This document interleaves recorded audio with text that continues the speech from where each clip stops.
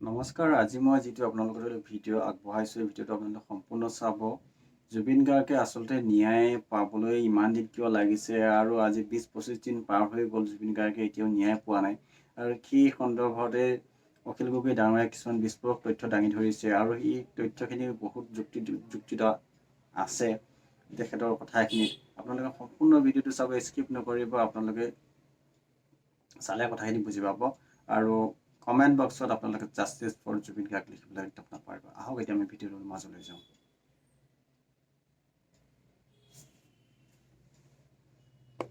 কাৰণ আপোনালোকে মনত ৰাখিব, যদি কোনোবা এটা গোচৰ সঁচাকৈ তদন্ত কৰি দোষীক শাস্তি দিবলৈ হয়, ফাৰ্ষ্ট কথা কি কৰিব লাগিব? প্লেচ অফ অকাৰেঞ্চলৈ গৈ তদন্ত কৰিব লাগিব, য'ত ঘটনা ঘটিছে তালৈ গ'ল। নাম্বাৰ 1। অকল প্লেচ অফ অকাৰেঞ্চলৈ গ'লেই নহ'ব, প্লেচ অফ অকাৰেঞ্চলৈ গৈ স্কেটছ মেপ আঁকিব লাগিব। স্কেটছ মেপ যিকোনো এজন উকিলক আপোনালোকে সোধক যে হত্যাকাণ্ড এটা তেতিয়াই দোষী বাচি যায় যদিহে আইঅ'য়ে যদিহে স্কেটছ মেপ তৈয়াৰ নকৰে।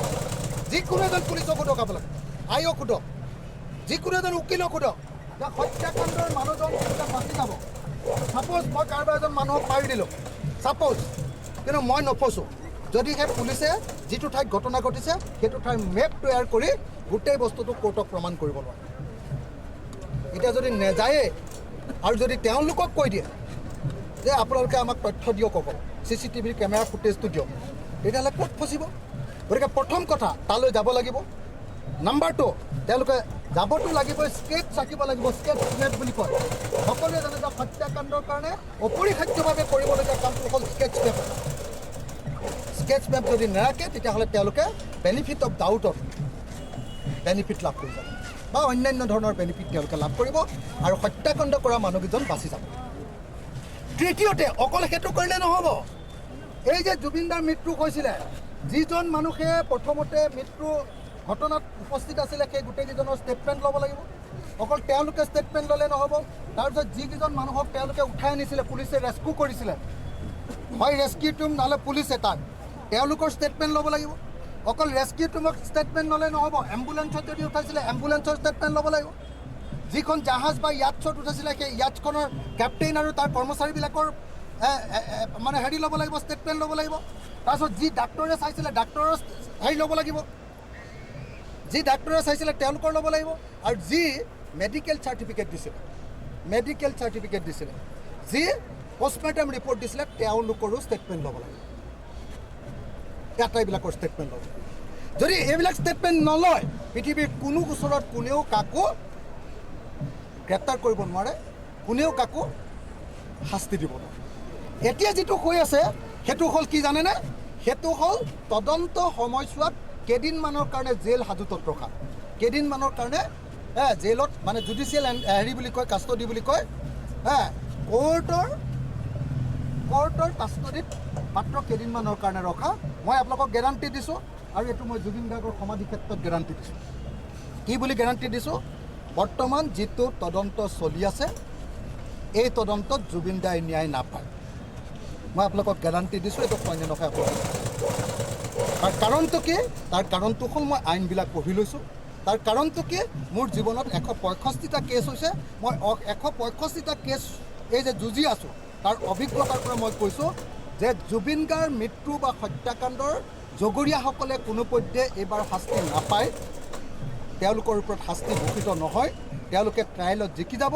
আৰু সেইকাৰণে আপোনালোকে নিশ্চয় গম পাইছে যে শ্যামকানু মহন্ত নামৰ মানুহজনে প্ৰথমতে অসম পুলিচলৈ ভয় কৰি, অসমত হাল্লা হ'ব বুলি ভাবি তেওঁ এনকুৱাৰীটো CBIলৈ নিব খুজিছিল। কিন্তু যেতিয়া গম পালে অসম পুলিচৰ গোটেই এনকুৱাৰীটোৱে 2 নম্বৰী, এইটোৰ পৰা আমি বাচি যাম, আমি একুইটেল পাম, সেইকাৰণে লগে লগে তেওঁ সুপ্ৰিম কোৰ্টৰ পৰা কেছটো উঠাই ল'লে। কেছটো তেওঁ উঠাই ল'লে কিয়? তেওঁ কেছটো উঠাই লোৱাৰ প্ৰধান কাৰণটো হ'ল কি জানেনে? তেওঁ কেছটো উঠাই লোৱাৰ প্ৰধান কাৰণটো হ'ল কাৰণ তেওঁ বাচিব বুলি ইতিমধ্যে গম পাই গৈছে। সেইকাৰণে মই আপোনালোক সকলোকে অনুৰোধ কৰিব খুজিছোঁ, সেই অসমবাসী ৰাইজ, আপোনালোকক সকলোকে অনুৰোধ কৰিব খুজিছোঁ, জুবিন দাৰ ন্যায় মানে হ'ল 2টা ঘটনা। জুবিন দাক যদি হত্যা কৰিছে তেতিয়াহ'লে হত্যাকাৰীসকলৰ ফাঁচী বা মৃত্যুদণ্ড, আৰু যদি হত্যা কৰা নাই তেওঁক মৃত্যুলৈ ঠেলি দিয়াটো আমি সকলোৱে দেখিছোঁ। গতিকে মৃত্যুলৈ ঠেলি দিয়াৰ কাৰণে যাৱজ্জীৱন কাৰাদণ্ড। আৰু বৰ্তমান চৰকাৰে যিটো তদন্ত কৰি আছে এইটো কোনো পধ্যে দোষীবিলাক শাস্তিৰ সন্মুখীন নহয়, মই এইটো আপোনালোকক গেৰাণ্টি দি কৈছোঁ। সেইকাৰণে আমি বাৰম্বাৰ দাবী জনাই আহিছোঁ যে এই গোচৰ CBIক দিব লাগে। CBIহে ছিংগাপুৰৰ লগত কথা পাতি এই তদন্ত কৰিব পাৰিব, আমাৰ অসম পুলিচে একো কৰিব নোৱাৰে। কিন্তু অসমৰ মুখ্যমন্ত্ৰীয়ে শ্যাম কানুক বচাবৰ কাৰণে, সিদ্ধাৰ্থক বচাবৰ কাৰণে এই কেছ CBIক দিব খোজা নাই, CBIক নিদিয়ে। সেইকাৰণে মই আপোনালোকক অনুৰোধ কৰিবলৈ আহিছোঁ, সেই ৰাইজ সঁচাকৈ যদি আপোনালোকে জুবিন গাৰ্গৰ ন্যায় বিচাৰিছে তেতিয়াহ'লে মাত মাতক, সকলোৱে মাত মাতক যে জুবিন গাৰ্গৰ ন্যায় বিচাৰৰ কাৰণে প্লেচ অফ অকাৰেঞ্চলৈ যাওক পুলিচ। এইটো SIT হওক সেয়া CBI হওক, মোৰ মতে CBI দিব লাগে। CBIটো অকল নহয়, CBIক চাই থাকিব লাগে গুৱাহাটী হাইকোৰ্টৰ চিফ জাষ্টিচ বা গুৱাহাটী হাইকোৰ্টৰ এটা টিম অফ জাষ্টিচ, এটা ন্যায়াধীশৰ টিমে, তেওঁলোকৰ তদাৰকীত এই তদন্তটো হ'ব লাগে, যাতে CBIটো 2 নম্বৰী সদায় কেন্দ্ৰীয় চৰকাৰৰ কথা মতে চলে, যাতে CBI গণ্ডগোল কৰিব। আৰু যদি এইটো নকৰে, মই আপোনালোকক ক'লোঁ হিমন্ত বিশ্ব শৰ্মাই শ্যাম কানু মহন্ত আৰু সিদ্ধাৰ্থ শৰ্মাক অকল ইলেকশ্যনৰ দিনালৈকে তাত ৰাখিব জেইলত, এইটো হাজতত ৰখা বুলি কয়। ইলেকশ্যনৰ দিনালৈকে ৰাখিব, ইলেকশ্যনৰ দিনাৰ পাছত মুকলি কৰি দিব। যেনেকৈ আপোনালোকে দেখিছে APSC কেলেংকাৰীৰ এইটো কি নাম আছিলে, ৰাকেশ পালটোক যেনেকৈ এৰি দিলে, APSC কেলেংকাৰী কৰা চব মানুহবিলাকে আকৌ চাকৰি ঘূৰাই পালে। উত্তৰ কাছাৰ কেলেংকাৰী, 1000 কোটি টকাৰ কেলেংকাৰী, চবতে হিমন্ত বিশ্বৰ নাম আছিলে অভিযুক্ত হিচাপে।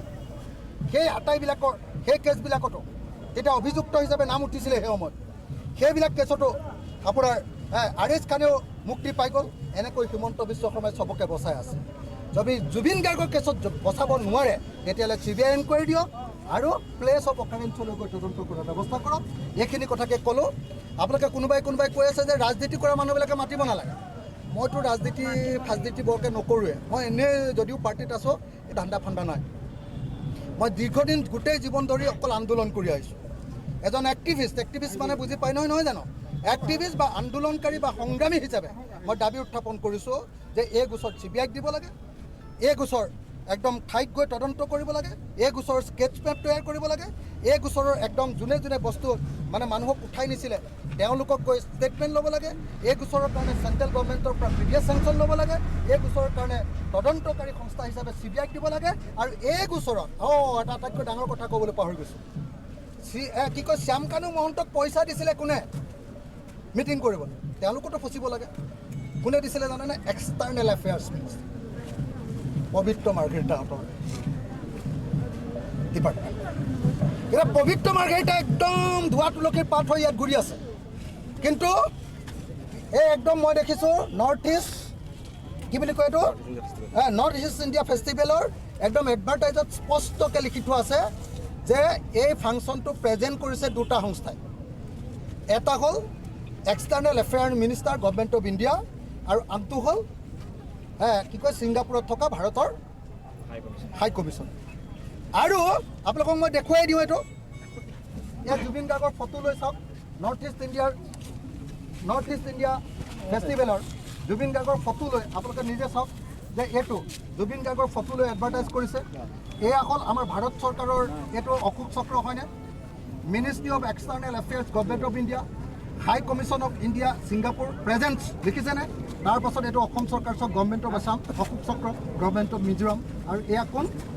এয়া হ'ল জুবিন দা, আৰু এয়া হ'ল north east India festival 2024 19 to 21 September.